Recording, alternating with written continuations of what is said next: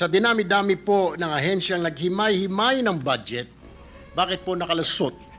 Bakit ngayon lang natin ito nakita? Bakit tila hinayaan natin na mangyari ito, Mr. President? The same question lingers in my mind, Mr. President. Paano nangyari? I cannot answer your question, Mr. President.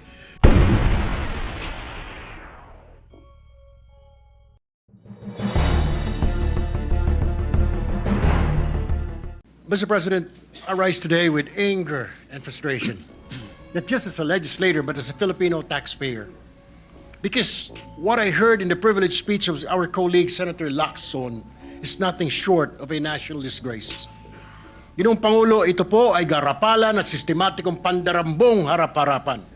Habang ang mga bata ay hindi makapasok sa eskwela at mga manggagawa late sa trabaho dahil sa baha ang kalsada, may mga opisyal at kontratista na nagbubunyi sa kanilang mansyon. Now, will a distinguished gentleman from Cavite yield to some direct and very serious question? Willingly to the distinguished gentleman from Palawan and the Republic of the Philippines. Ang una ko pong katanungan, Mr. President, ang pag-i-insert po ba sa NEP o ika nga sa BICAM, kaya bang gawin ito ng isang ordinaryong mambabatas o kinakailangan niyang ika nga maging opisyal o mataas, may kataasang katungkulan bilang mambabatas, Mr. President? Every legislator, Mr. President, is entitled to introduce amendments. No. Hindi natin mapipigil because all of us, ako mismo, nag-amend po ako, nagsasubmit ako ng amendments. When we had this discussion, I had a discussion with the chairman of the Finance Committee, and right away, he understood where he was coming from when he was reluctant during my interpellation to accept my supposed amendments na i-identify natin yung mga proponents ng mga amendments. When we had this one-on-one talk or discussion, paano naman, Senping, sabi niya, marami tayo, may mga kasama naman tayo dyan, mahilig lang magpadagdag, hindi naman naghahanap kung saan kukunin yung pandagdag. And siyempre, ako tagahanap noon, being the chairman, magagalit naman sa akin yung mga agencies na binawasan ko para idagdag doon sa mga advocacies, doon sa mga proposed amendments ng ating mga kasamahan.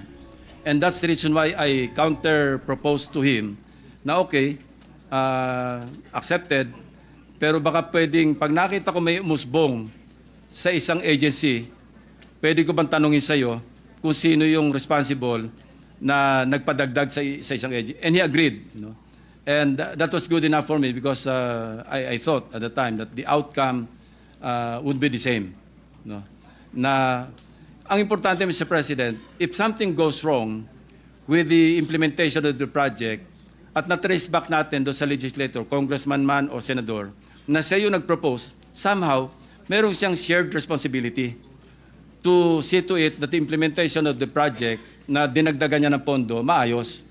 But, if we don't have the mechanism to identify or to backtrack and trace back to the proponent or proponents of the amendments, then, wala, malakas ang loob. Imagine, Mr. President, punta tayo sa Nauhan, Oriental Mindoro. No, kitang-kita na natin. Hindi ko nga binanggit yung pangalan niya because I didn't want to mention any name of any legislator. But, initially, when I was discussing with my staff, sabi ko, i-blur na lang natin yung pangalan. No, kasi nag-iisa yung mame-mention. But the day before I delivered the speech, sabi ko, teka muna, bakit ba tayo magko-cover up sa kanya? Siya naman ang umaamin. Nakalagay, funded by his office. Tapos nakalagay doon, congressional allocation, accomplishment report. And then when he was interviewed on the same day or the following day after my privilege speech, wala akong alam dyan. No? But I also pointed out in my privilege speech na sa NEP, 810 million lang yung nandun eh. Pero nangyari, pagdating ng GAA, naging 1.9 billion. So sino ngayon nagpasok ng 1.1 billion? Worse, Mr. President, hindi pa sa regular budget kinuha. Kinuha niya from the Special Purpose Fund, from the unprogrammed appropriations, which is under the Special Purpose Fund.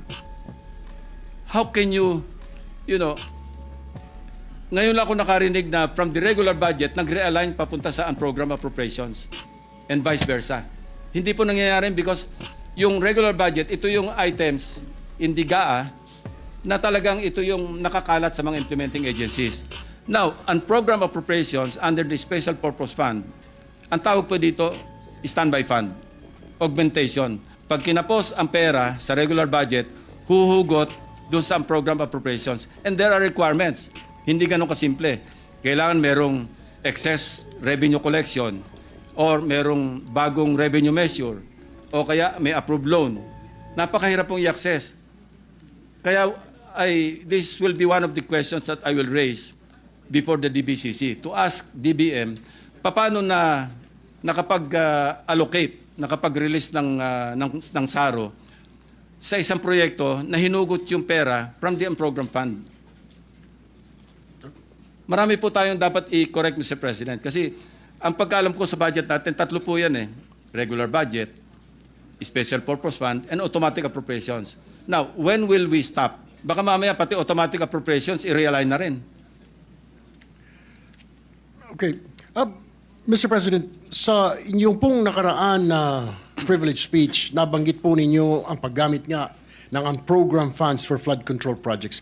Maaari niyo po bang ipaliwanag, for the record, paano itong mga pondo na ito na na-access at nagagamit despite their nature as one program, Mr. President? Hindi ko pa maipapaliwanag yan kasi mahirap pong gawin yan eh. Ang pwede magpaliwanag dyan, DBM, paano na-access yung unprogrammed appropriations para i-allocate sa flood control project. Ang masama, substandard pa. Sa inyo pong research, Mr. President, were there instances where unprogrammed funds used to finance projects that turn out to be anomalous, incomplete, or even non-existent? Yes, Mr. President. Doon nga, sa case study namin sa Oriental Mindoro, yung 1.1 billion na nanggaling sa unprogrammed appropriations, yung iba doon nahugot para gawin yung isang proyekto na substandard. Kaya nga tigas ng katatanggi yung congressman eh, na hindi akin yan. After owning up, no, by way of billboards, banners, even on Facebook, na siya mismo yung nag-post, na ako yung nag-allocate, talagang ano, sabi ko nga, mapag-angking congressman.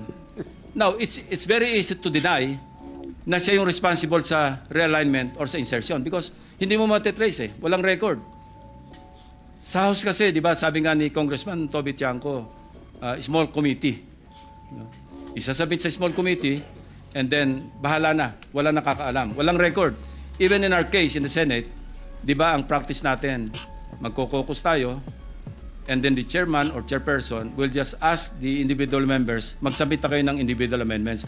I understand the predicament of the chairman, Mr. President, because if we tackle everything on the floor, hindi tayo matatapos. Kaya ginagawa na lang, for exigency, magsabit na lang kayo ng written amendments. But, Mr. President, sana man lang, alam natin kung sino yung nag-submit ng written amendments. Kasi meron daw tayong kasama rito, magdadagdag sa isang department ng 5 billion. Wala namang kasama kung saan kukunin. I think we should be responsible enough na pag nagdagdag tayo sa isang department, sa isang agency, tayo na rin ang humugot kung saan kukunin. Para kumpleto kasi zero sum yan, Mr. President. Para bang plus minus, we will end up with the same sum, total. Kasi we cannot increase the budget. We can only reduce or maintain the total net total of the items or the funds for that particular GAA. Mr. President, you also mentioned coded budget in Bulacan First District. There were 28 projects all pegged in 77.199 million. Sa dinami-dami po ng ahensyang naghimay-himay ng budget, bakit po nakalusot? Bakit ngayon lang natin ito nakita? Bakit tila hinayaan natin na mangyari ito, Mr. President? The same question lingers in my mind, Mr. President. Paano nangyari? I cannot answer your question, Mr. President. Mr. President, sa darating po na budget deliberation, paano po ito dapat bantayan, lalo na ng mga parte ng inyo pong grupo ng minorya? Well, sa akin, one good deterrent is to identify the proponents of the amendments or insertions. Malaking deterrent po yun. Kasi sa ngayon, malalakas ang loob na mag-insert in the billions or tens of billions of pesos. Kasi alam nila, hindi naman sila ma-identify eh. But if they know that the records would show kung sino yung mga nag-introduce ng amendments or insertions, then that's a good deterrent. Hindi lang yun, Mr. President. Sabi ko nga kanina, there will be a shared responsibility on the part of the proponent or proponents to really monitor yung implementation ng mga proyekto na sila mismo yung responsible for the insertion. Mr. President, to what extent do members of Congress or local officials have discretion or influence in identifying flood control projects in their areas, Mr. President? There should be no discretion, Mr. President. Dapat ito nakapasok lahat do sa local development plans being submitted all the way up, from the Barangay Development Council to the municipal or city to the provincial and eventually to the regional development councils. I'm glad that the President issued Executive Order number 82, enhancing or strengthening the regional development councils. And I hope maging active talaga yung mga regional development councils, yung mga local development councils in the crafting of the National Expenditure Program. Ang problema, the timing is off. I heard from most governors na while the budget call happens sometime in February, March, April, prior to the zone of the President, kasi within 30 days, kailangang may sabit na yung NEP sa House of Representatives. The problem is, hindi pa tapos yung mga regional development councils. Late na sila. So hindi na sila makakahabol sa budget call. I think DBM or the DBCC, Development Budget Coordination Committee, should take a second look doon sa timing or the pacing of the budget process. Mauna sana dapat yung pag-submit ng mga regional development councils. Anyway, members din naman doon yung mga regional directors ng national agencies, along with the governors. Dapat mauna sila bago mag-budget call. Na sa ganun, nakasynchronize yung mga needs and priorities ng mga local government units doon sa ipiprepare na National Expenditure Program or the President's budget. Pangulo, nabanggit din po ninyo sa inyong nakaraang privilege speech na may mga contractors tulad ng Darcy and Anna Builders, Wawaw Builders, that are repeatedly implicated in fake or recycled projects that are so-called ghost or guni-guni projects. Bakit po nangyayari ito? Ano po ba, meron po bang pamamaraan, Mr. President, na maiwasan na ito sa susunod, na ito po'y matanggalan na lisensya, na ito po'y makasuhan para hindi na po umulit pa? Rightly so, Mr. President. We really should run after these people, But, of course, we also have to rectify yung mga flaws sa ating sistema sa gobyerno rin. Because it is the PICAB that issues accreditation. Even to agencies na nabanggit na nga ni Minority Leader kanina, na may kaso na sa Court of Tax Appeals, nire-renew pa yung accreditation. Tapos single A lang yung ang categorization, bibigyan mo ng pagkalakalaking proyekto.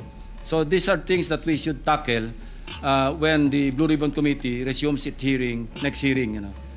We should raise this issue with PICAB, with DPWH, with all the agencies that should clarify these matters.